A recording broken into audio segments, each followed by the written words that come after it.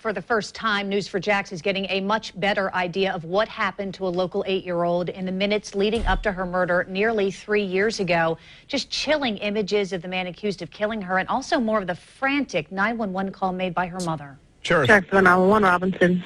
Hi, that woman. I'm interested in taken. What do you mean? Taken by a stranger. I can't find her. Okay, is he a white man or a black man? A white man. He's got white short hair and he's got dark eyebrows. You said dark short hair? No, he's got white hair and dark eyebrows. I had a strange feeling about him when I first met him. He took her to the dressing room twice, and I was hoping that she would be okay. And I was looking at the shoes. On a humid evening in Jacksonville, Florida, July 21st, 2013, Rayne Perrywinkle, a single mother, embarked on a seemingly ordinary trip to the Dollar General store with her 3 daughters. The family's journey, a 20-minute walk due to the lack of a vehicle, was driven by a simple but poignant purpose: to purchase new clothes for the eldest daughter, 8-year-old Cherish Perrywinkle. She was preparing for a summer trip to California to visit her father. This narrative, however, unfolds into a harrowing story of trust, tragedy, and a community's shock. Rayne, accustomed to a life of financial prudence, faced the heart-wrenching moment of returning a beautiful white sundress that Cherish had set her heart on, due to its cost. This seemingly small disappointment unknowingly set the stage for a fateful encounter. As the Perrywinkle family browsed the aisles, an unassuming middle-aged man, later identified as Donald Smith, observed them. Introducing himself as Don, he struck up a conversation with Rayne, skillfully weaving a facade of familiarity and generosity. He offered a $150 Walmart gift card, claiming it was going unused at home. Though initially uneasy, Rayne, swayed by the possibility of fulfilling her daughter's wishes, accepted his offer. As the rain began to fall, Smith cunningly suggested that they head to Walmart, offering a ride in his van. This decision, made in a moment of vulnerability and maternal desire to provide for her children, led the Perrywinkle family into a vortex of unforeseen horror. The journey to Walmart was fraught with subtle but troubling signs. The van's concealed windows, the back seats laid down, an aura of unease that Rayne struggled to dismiss. Upon their arrival, a shopping spree ensued, fueled by the belief in an imminent gift card that never materialized. CCTV footage later revealed the predatory gaze of Donald Smith, watching the family from afar. In a chilling turn of events, Rayne's growing apprehension turned into a nightmare when she realized that Cherish was missing, lured away by Smith under the guise of buying food at the in-store McDonald's. What followed was a frantic search, culminating in the devastating realization that Cherish had vanished, and with her, the semblance of normalcy that the Perrywinkle family once knew. In the second part of this heart-wrenching saga, we delve into the frantic moments following the disappearance of Cherish Perrywinkle.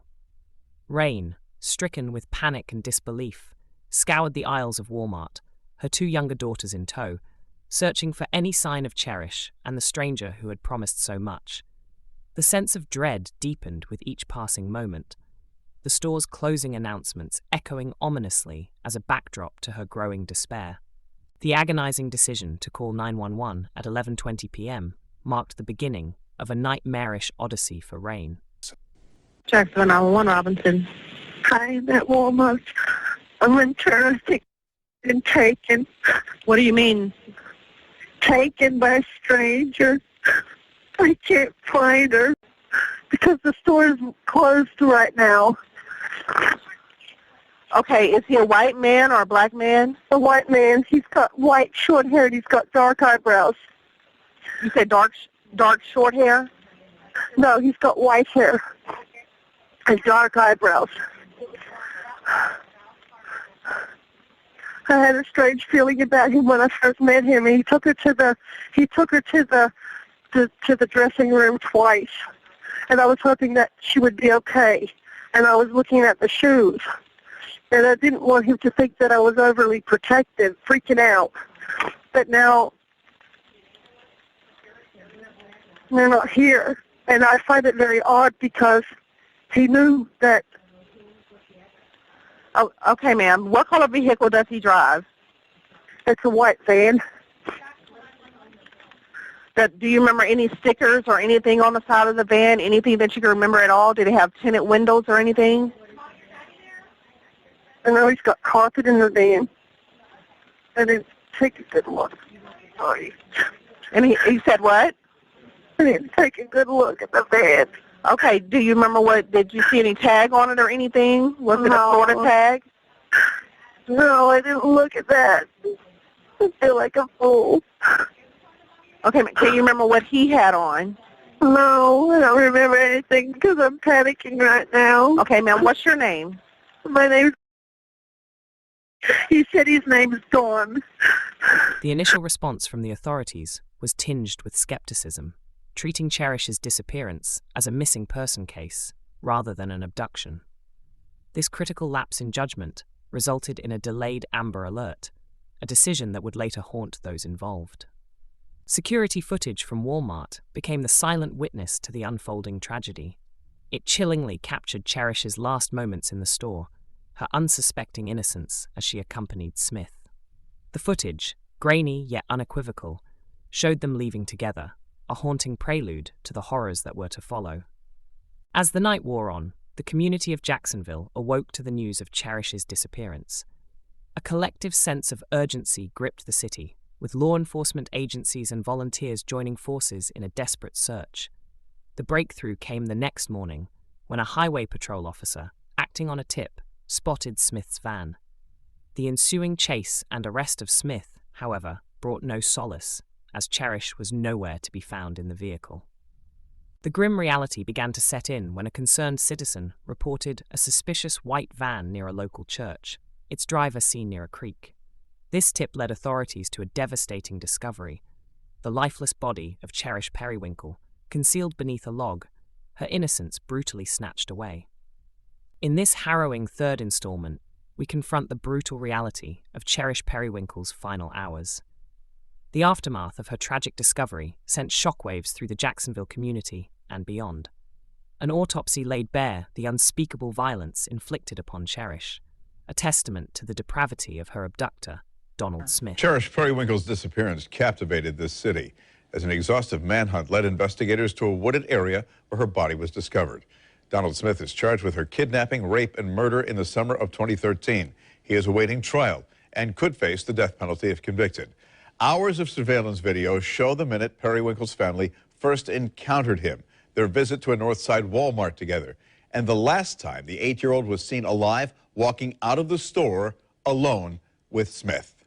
Channel 4's Ashley Harding has been pouring through the chilling footage and the 911 calls that were made that day. She's joining us now with the timeline of what happened. Ashley? Good morning, Jen. This video is very upsetting, to say the least. The surveillance video reveals a period of several hours. According to prosecutors, Donald Smith approached Rayne Perrywinkle and her daughters, offering to buy them clothing, since it appeared the family had been struggling. In the 911 call, Rayne told the dispatcher Smith basically conned her into trusting him. Moments later, they all got into Smith's van. Later on, Cherish was gone.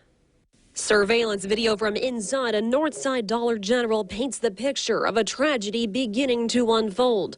From the moment 8-year-old Cherish Perrywinkle and her family came into contact with convicted sex offender and now accused killer Donald Smith. Cherish's mother, Rayne, made this call to 911 from Walmart once she realized her daughter and Smith were gone. I met a man today at Dollar General. He saw that I was struggling to buy them some clothes. He drove us here to buy us some clothes, and the only reason I went with him because she said his wife was going to be here. Surveillance video from the Dollar General shows Smith talking with the family. From there, his van is seen driving away with Rayne, Cherish, and her 2 younger sisters inside. A short time later, they were all seen shopping together inside the Walmart on Lem Turner Road. I had a strange feeling about him when I first met him, and he took her to the dressing room twice, and I was hoping that she would be okay, and I was looking at the shoes, and I didn't want him to think that I was overly protective. Prosecutors say Smith offered to buy them all food at a McDonald's at the front of the store. Instead, they say he walked out with the little girl. And surveillance video shows his van leaving the parking lot, driving right past store security. Hours later, an Amber Alert was issued for Cherish, along with a description of Donald Smith and his white van. Hi, we're calling about a suspicious van over here, a white van. Later that morning, a witness placed this call to 911, saying she had spotted Smith's van behind a church. And how long ago did you see it? Oh man, my goodness. You picked me up from work at 7 o'clock, so that was like 7:20. Yeah, 7:20. It was like that. We didn't know anything until just now. All right, and you said it's now gone? Yes. Yes, ma'am. But you think he may have, just in case he might have dumped something? Right, we don't know, but just in case, it looked suspicious because it was all the way to the back. And as we've reported, since this happened, Smith's van was spotted on the interstate, and once police had him cornered, he was taken into custody. Cherish's body was found after police searched the woods behind that church. Smith's trial has repeatedly been delayed. For now, it's expected to start in September. The medical examiner's findings painted a gruesome picture of the physical and sexual assault that led to her death. Smith's heinous actions were not just an attack on Cherish, but an affront to humanity itself. The evidence was overwhelming, linking Smith directly to the crimes through DNA and other forensic markers. Donald Smith's arrest brought his dark past into the light. His criminal history, spanning decades, revealed a pattern of predatory behavior, with multiple instances of attempted abductions and sexual offenses. Astonishingly, he had been released from prison just weeks before the abduction, highlighting a disturbing failure in the system. The investigation further uncovered the web of lies spun by Smith, including the fabricated story of a wife and a gift card. His manipulative tactics, preying on the vulnerability of a struggling single mother, were calculated and cruel. The reality was that Smith had targeted Cherish from the moment he spotted her at the Dollar General store. Conversations between Smith and his mother, intercepted during his time in custody, offered a glimpse into his warped mindset. I don't view children as sexual objects. I don't view them as sexual objects or sexual partners. All I know is that I snapped. Donald Smith in the Duval County Jail in 2013, confessing his latest heinous crime to who he believed to be his own mother, showing the depths of his true sickness. I need a very simple book. Cherish, a child who wanted a cheeseburger, last seen on Walmart security footage, skipping out of the store with Smith, who later sexually and physically assaulted and tortured her before choking the life out of her. Could it have happened the way they said? Yes, it could have. It could have. At that point, I was so psychotic. I was extremely violent. She had to go. I don't care how she had to go. That's my life. Stay right here. You're gonna kill me. It's your fault. I'm gonna die. I was raging. But in the same breath, Smith delivers a truly unbelievable statement. I'm not a violent person. Never be able to work through all this. Never. I'll never be okay. So rather than spend the rest of my life being humiliated by myself, telling all this crap in my head,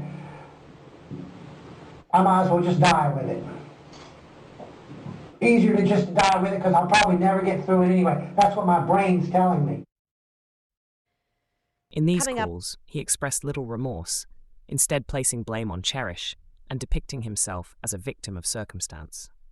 As the community grappled with the horror of the crime, a broader conversation emerged about the failings of the criminal justice system. Questions were raised about how a man with Smith's history was able to walk free and, eventually, commit such a monstrous act.